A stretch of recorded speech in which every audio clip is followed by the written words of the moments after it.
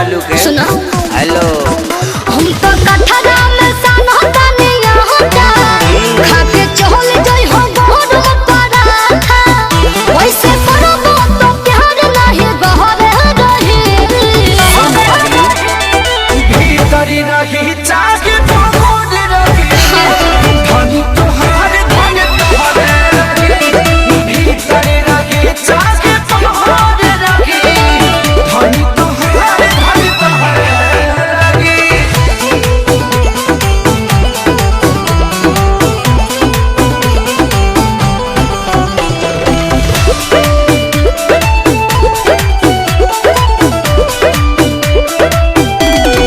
जो भी लफड़ा सुनाई तो खइबा बेलना से मार तू ही बुझबो हाथ छोड़बू का हाँ राखा भरोसा धानी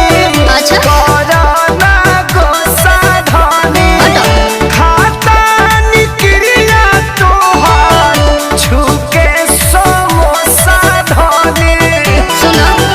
ताहर तोरी जवानी खाती जहर रही अरे ना हो तो बुझियो भीतरी रही चाहे पकोड़ रही धनी तोहार धन तोहरे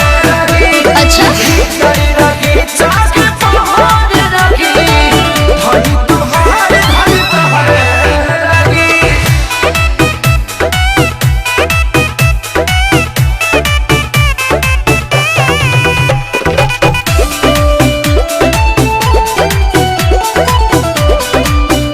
ए हो कृष्ण बेदरदी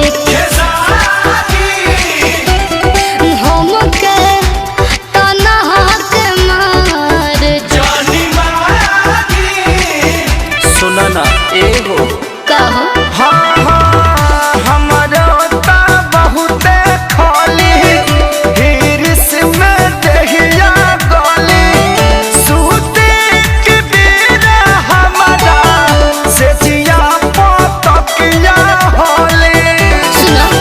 सोनो रोशन के संगे बिछला हर रहे छोड़ दे रो देबू का हो हटा अरे भीतरी रही चा